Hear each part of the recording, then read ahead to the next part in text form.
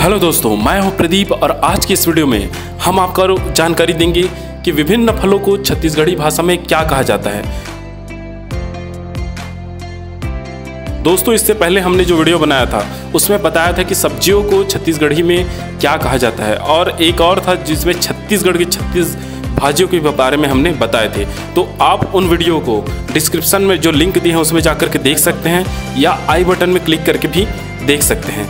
यदि आपने हमारा चैनल सब्सक्राइब नहीं किया है तो सब्सक्राइब कर लें, साथ में लाइक करें।